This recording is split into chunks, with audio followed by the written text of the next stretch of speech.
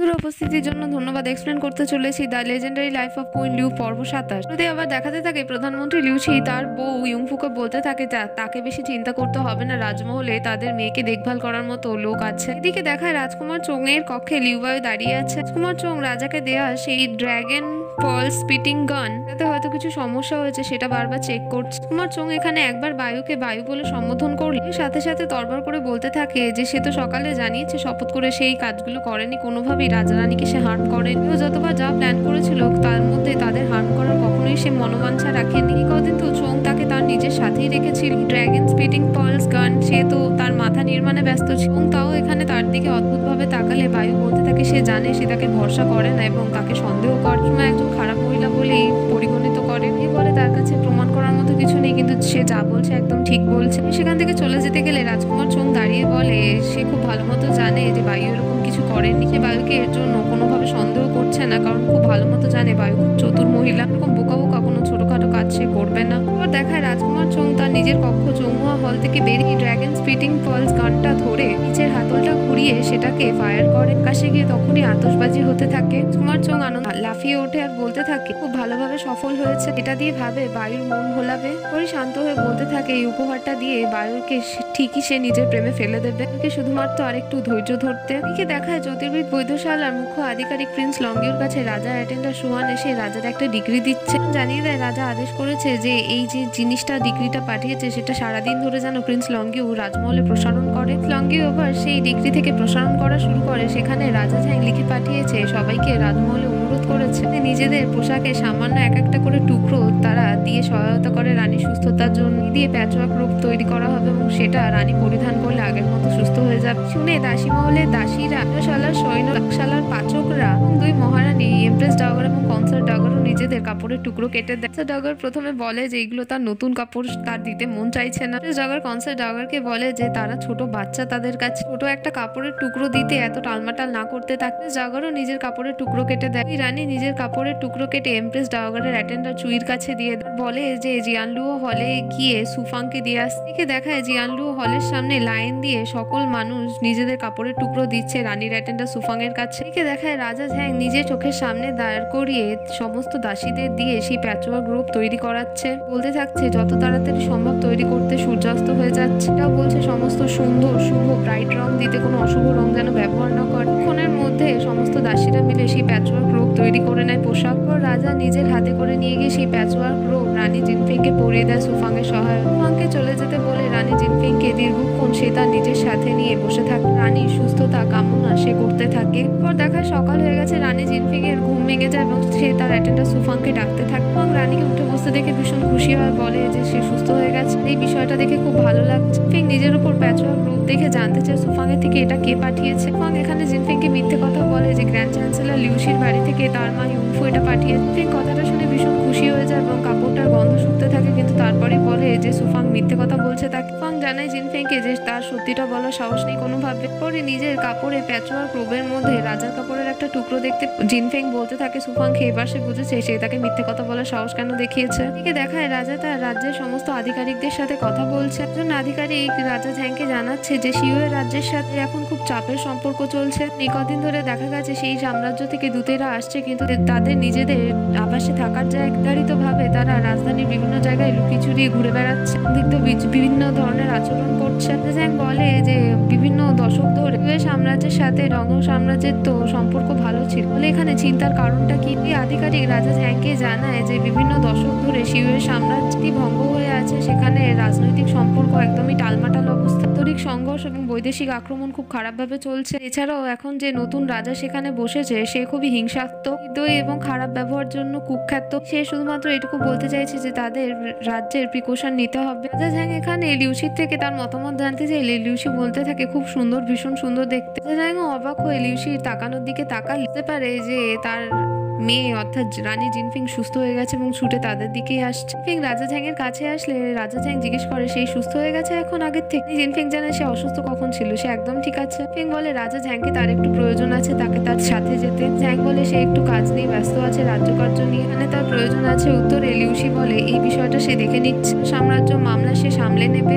যেহেতু তাকে তার সাথে যেতে বলছে তার যাওয়া উচিত। জানে তখন লিউসিকে তাহলে এই মামলাটা এখন তার উপরেই সে ছাড়লো। রাজা রানী চলে গেলে একজন আধিকারিক লিউসিকে বলে যে সে হয়তো রাজা রানীকে এই জন্যই সরিয়ে দিল এখান থেকে, যাতে জিউয়ের সাম্রাজ্যের বিষয়ে সে নিজে হস্তক্ষেপ করতে পারে। মন্ত্রী লিউসি সেই আধিকারিকের টুপি সোজা করে দিয়ে বলতে থাকে মানুষের টুপি বেঁকে গেলে সেটাকে সোজা করা যায়, কিন্তু চরিত্র হারিয়ে গেলে সেটাকে ঠিক করা যায় না। এদিকে দেখায় রানী জিনফিং আর রাজা ঝ্যাং মানিউ টাওয়ারে আবার এসেছে। থেমে যাওয়ার পর সুন্দর ঠান্ডা শীতল পরিবেশ।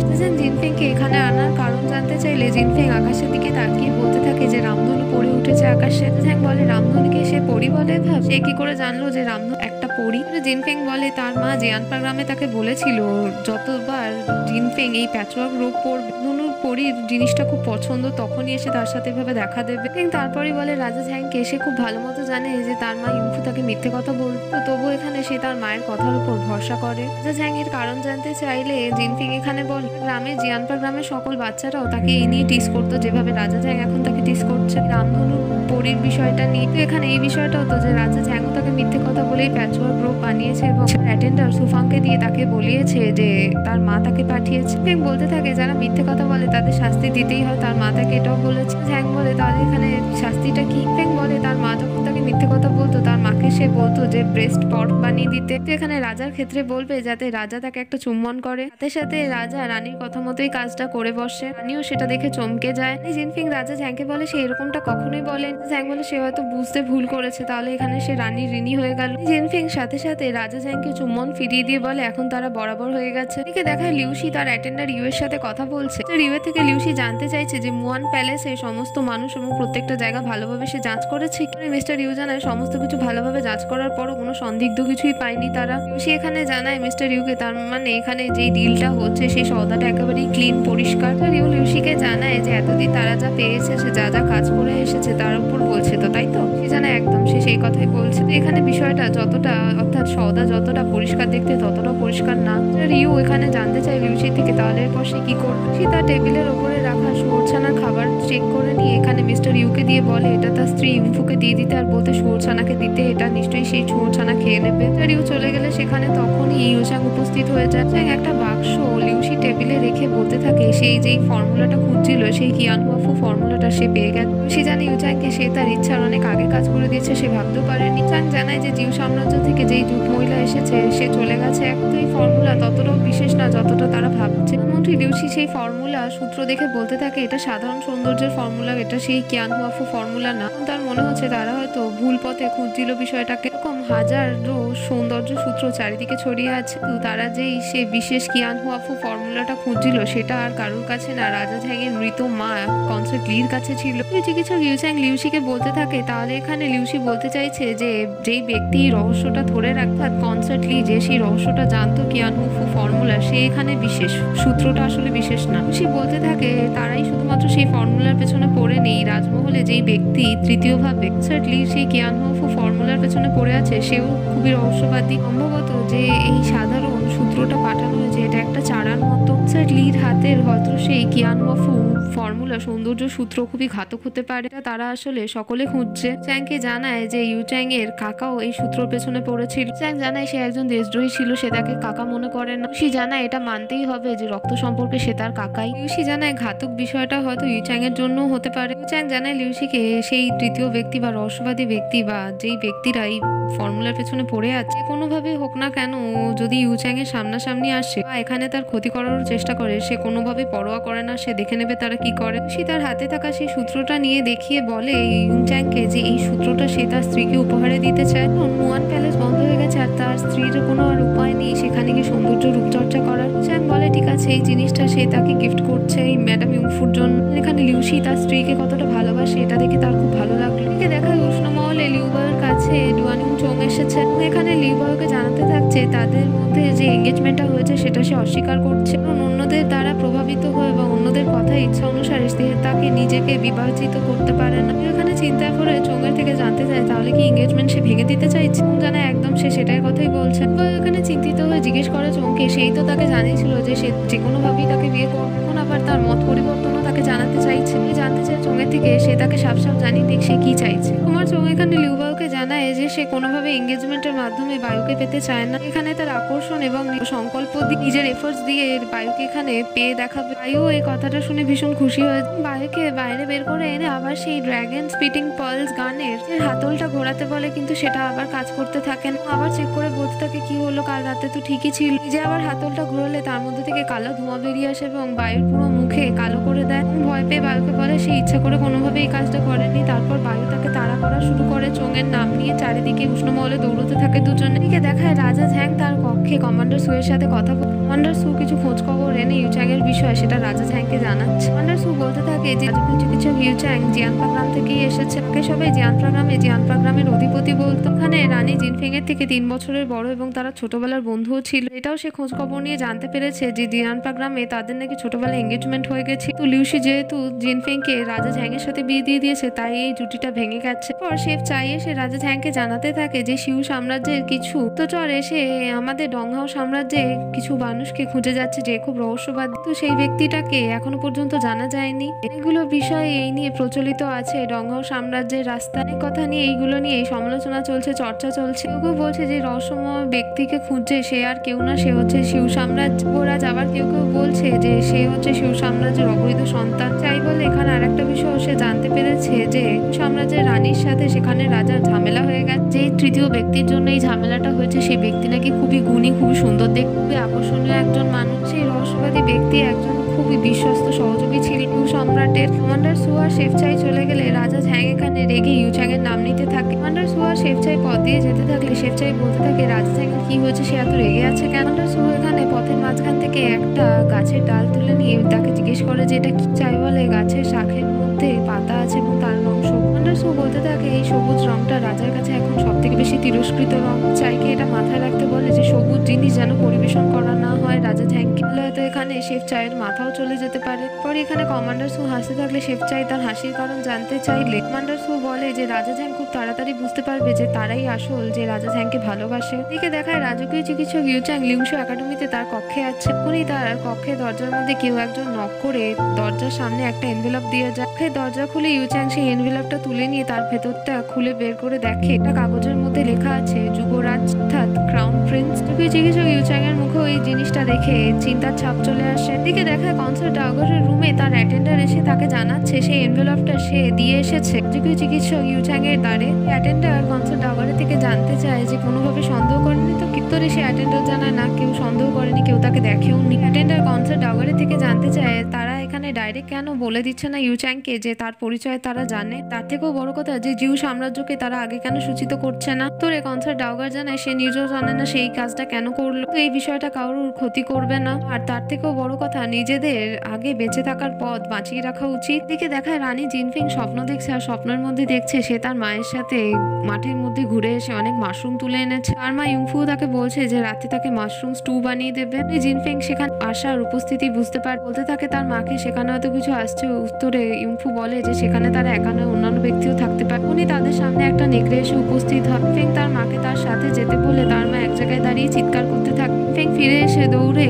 তার মাকে বলতে থাকে তার সাথে যেতে। উত্তরে ইউংফু বলে তার পা দুর্বল হয়ে গেছে, তার ভীষণ ভয় লাগছে, সে নড়তে পারছে না। উনি সেখানে জিনফিং আর ইউংফু দেখতে পারে একটা উঁচু গাছের ডালের মধ্যে বসে আছে রাজা ঝ্যাং।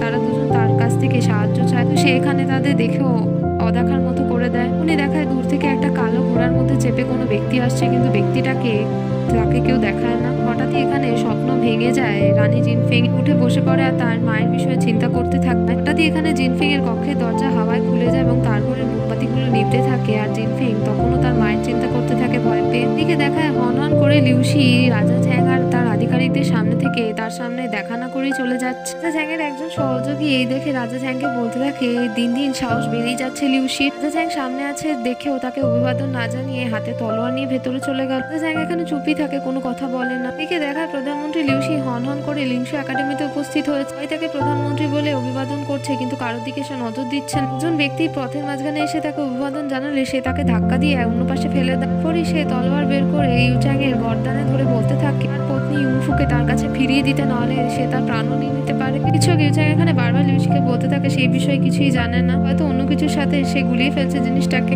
ইউংফুকে এখানে কোনোভাবেই কিডন্যাপ করেনি চিকিৎসক ইউচ্যাং। এদিকে দেখায় রাজমহলে রানী জিনফিং আর সুফাং রাজমহল থেকে বেরোনোর চেষ্টা করতে থাকে, তো মহল থেকে বেরোনোর পথে দুজন ওখানে দাঁড়িয়ে আছে গার্ড। সুফাং এখানে বলতে থাকে জিনফেংকে যে এভাবে বেরোনো হয়তো সহজ হবে না। ফেং এখানে বলতে থাকে সুফাংকে যে তার কাছে একটা বুদ্ধি আছে। কানে কানে কথাটা জানায় সে সুফাংকে। এখানে সুফাং তাদের মাইন্ড ডাইভার্ট করবে, তারপরেই মহল থেকে বেরিয়ে যাবে। সুফাংও এখানে জিনফেং এর কথা মতো কাজ করে। সে একজন দাড়ির সামনে গিয়ে করে অসুস্থতা হওয়ার ভান করতে থাকে তার গায়ে পড়ে, আর বলতে থাকে এত রোদের মধ্যে তার শরীরটা হয়তো খারাপ লাগবে, একটু তাকে যেই পথে যেতে চায় তাকে ছেড়ে আসলে ভালো হয়। দাড়িও তাকে নিয়ে যেতে থাকে আর বলতে থাকে তার একটু জলের প্রয়োজন। দাড়ি তার পাশের দাড়িকে জানায় তার জন্য একটু জল আনতে। দুজন সেই গার্ড পথ থেকে সরে গেলে তারপরে সুফাং হাত দিয়ে ইশারা করতে থাকে রানী জিনফেং এর যে পথ ক্লিয়ার। তারপরই রানী জিনফেং সেখান থেকে দুজন গার্ড চলে যাওয়ার পর লাফিয়ে রাজমহল থেকে বেরিয়ে যায়। এদিকে দেখায় রাজা ঝ্যাংয়ের কাছে কমান্ডার সু এসে জানাতে থাকে আজকে সকালে জিনজি ব্যাটালিয়নের অর্ধেক সৈন্য সংখ্যা নিয়ে রাজ্যমন্ত্রী লিউশি রাজধানীতে কিছু কাজের জন্য তাদের লাগিয়ে দিয়েছে। জানে না বিষয়টা কি, কিন্তু শুনেছে খুব গুরুত্বপূর্ণ কিছু একটা বিষয়। জিনিসটা সে তাদের মাধ্যম দিয়ে খোঁজার চেষ্টা করছে। ঝ্যাং ভাবতে থাকে যে কি গুরুত্বপূর্ণ বিষয় সে খুঁজছে। কমান্ডার সু বলতে থাকে তবুও রাজা ঝ্যাংকে চিন্তা করতে না কেন, এখনো 1000 জন অঙ্গরক্ষক আছে তাদের হাতে। এখানে অর্ধেক সৈন্য সংখ্যা নিয়েও লিউশি কখনোই রাজা ঝ্যাংয়ের সিংহাসন উল্টাতে পারবে না। এদিকে দেখাচ্ছে লিউশির বাড়িতে লিউবার মা তার অ্যাটেন্ডারকে বুঝিয়ে রাখছে যে সে দেখভালের জন্য ভালোভাবে বন্দোবস্ত করে রাখে, ঘর যেন ভালোভাবে পরিষ্কার করে রাখে, এবং তাদের মালিকের রাগ সেই দাসদাসীরা সবাই জানে। লিউবার মায়ের অ্যাটেন্ডার একবার লিউবার মাকে জিজ্ঞেস করে বসে যে ম্যাডাম ইউংফু তো বাড়িতে নেই, সে কি জানে কোথায়? তারাও তো খুঁজে তাকে কোথাও পায়নি। লিউবার মা এখানে তাকে চুপ করতে বলে আর বলে আসতে বলতে যে পাওয়া যাচ্ছে না, এই বিষয়ে যেন জানাজানি না হয়, পাঁচকার না অন্য কেউ যদি তার কথা শুনে নেয় তাহলে সমস্যা হয়ে যাবে। এদিকে দেখায় রানী জিনফিং তাদের বাড়ির পাঁচিলে দাঁড়িয়ে লিউবার মায়ের কথা এবং সেই অ্যাটেন্ডারের কথা শুনে নেয়। তার মায়ের বিষয়ে চিন্তা করতে থাকে কারণ তার মা মিসিং হয়ে গেছে। পরে দেখায় বৃষ্টিতে ভিজে ভিজে চোখে জল নিয়ে রাজমহলে ফেরে রানী জিনফিং। এদিকে দেখায় রাজা ঝ্যাং রানীর পক্ষে রানীর শুশ্রূষা করতে থাকছে, হাত পা মাথা ভালো করে মুছিয়ে দিয়ে তাকে চা পান করাচ্ছে।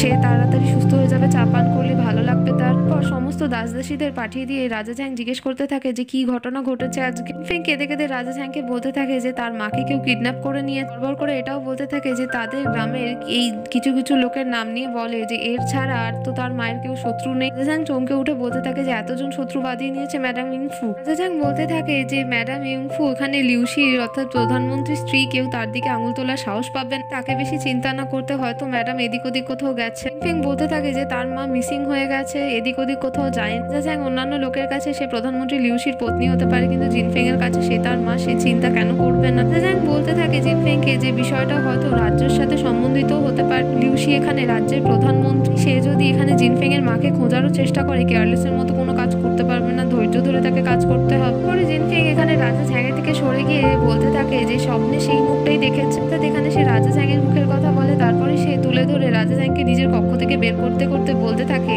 যে রাজা ঝ্যাং যদি তাকে সাহায্য না করে সে তার মাকে নিজেই বাঁচিয়ে নেবে। রাজা ঝ্যাং তখনও বুঝতে পারে না, কনফিউজ থাকে। সে ভাবে যে কি রাগ রে বাবা, আর কিসের স্বপ্নের কথাই বা রানী বললো তাকে। দেখে দেখায় রাজকীয় চিকিৎসক ইউচ্যাং নিজের কক্ষে বসে বই পড়ছে, আর তখনই সকালে ঘটে যাওয়া ঘটনা ইউশির সাথে তার কথোপকথন মনে পড়ছে। ইউশিকে জানিয়েছে যে ম্যাডাম ইউংফুকে সে কোনোভাবে সরায়নি বা কিডন্যাপ করেনি, এইসব বিষয়ে সে কিছুই জানে না। ইউশি কনফার্ম হওয়ার জন্য আবার জানতে চায় যে সে সত্যি কথা বলছে। উত্তরে রাজকীয় চিকিৎসক ইউচ্যাং জানায় যে সে ইউংফুকে কিডন্যাপ করে তাহলে সে কি পাবে। উত্তরে কোনোভাবে লিউশির হাতে মরতে চায় না। এখানে ইউশি এখানে রাজকীয় চিকিৎসক ইউচ্যাংকে দায়িত্ব দেয় যে একদিন সময় দিচ্ছে তার স্ত্রীকে খুঁজে দেওয়ার জন্য। সে যদি এখানে তার স্ত্রীকে খুঁজে না দিতে পারে তাহলে এইসবের জন্য তাকেই দায়ী করবে সে। এরপরে দেখা ইউচ্যাং এর কাছে সেই মহিলা আসে যে তাকে মাস্টার বলে সম্বোধন করে। সেই মহিলাকে দায়িত্ব দেয় যে লিউশির স্ত্রী ইউংফু হারিয়ে গেছে, তাকে খুঁজে দিতে, সেই ব্যক্তিকেও খুঁজে বের করতে যে তাকে এখান থেকে সরিয়েছে। এটাও জানতে চায় যে তাদের নাকের নিচ থেকে এই কাজটা কে করেছে, কোন মূর্খ সে। কালো পোশাক পরিহিত মহিলা এখানে ইউচ্যাংকেই বলে যে সেই মূর্খ ব্যক্তি। ইউচ্যাং চমকে বলতে থাকে সেই মহিলাকে কেন কখন কে এই কাজটা করেছে। এই কালো পোশাক পরিহিত মহিলা বলতে থাকে ইউচ্যাংকে যে সেই তো তাকে মেসেজ পাঠিয়েছে। এখানে তারা লিউসির স্ত্রী ইউংফুকে কিডন্যাপ করে নেবে এবং বলবে যাতে লিউসিকে চাপ দেবে যাতে তারা মুয়ান প্যালেস ছাড়িয়ে নিতে পারে তার থেকে। বলে সে তো এরকম একটা সেট আপ করেছিল। ও সে জানতে চায় সেই মেয়েটি থেকে যে এখন ম্যাডাম ইউংফু কোথায় আছে। তোরে সেই মহিলাটি বলতে থাকে যে মুয়ান প্যালেসেরই অন্দরে আছে, তো কক্ষের মধ্যে সে তাকে রেখেছে। এখন ইউচ্যাং জানায় সেই মহিলাকে যে ইউংফুকে এখনই আগে ভাগে ছেড়ে না দিতে, কিছুদিন তাকে রাখতে, কিন্তু তার উপর কোনো যেন খারাপ ব্যবহার বা অত্যাচার না করে। বিষয়টা যখন একবার ঘটেই গেছে তখন তার ফায়দা তাদের নেওয়া উচিত। দিকে দেখায় মুয়ান প্যালেসের একটা গুপ্ত কক্ষে আটকে রেখেছে ম্যাডাম ইউংফু। সেখানে কক্ষের মধ্যে কুটুরিতে ঘুমোতে থাকছে। পরি তার ঘুম ভাঙলে সে উঠে দেখে সেখানে আরো দুজন মহিলা উপস্থিত আছে। তাদের সাথে গিয়ে তাদের কাছে কথা বলতে চায়, যাবতীয় কথা জিজ্ঞেস করতে থাকে তাদের থেকে, তাদের বয়স কত, কোথা থেকে তারা বিলং করে, বিবাহ হয়েছে কিনা, তাদের সন্তান সন্ততি কটা। কিন্তু সেই দুজন থাকা দাসী কোনো উত্তরই দেয় না ইউংফুকে। খুব বোর হয়ে বলতে থাকে তারা যে কথা বলছে তাদের কনভারসেশনে যেন তাকেও সামিল করে নেয়, সে এখানে বোর হয়ে যাচ্ছে। পরে দেখে বলতে থাকে যে একজনকে, সে হয়তো বিবাহিত নয়, তার সন্তান নেই, কিন্তু একজনের কোমর এবং পাগুলো যথেষ্ট বড় বড়, তার নিশ্চয়ই সন্তান সন্ততি আছে বলেই টিস করে সে হাহা করে হাসতে থাকে। তো সেই দাসীরা এখানে অদ্ভুত ভাষায় কথা বলতে থাকলে সেই ভাষাটা বুঝতে পেরে যায় এখানে ইউংফু।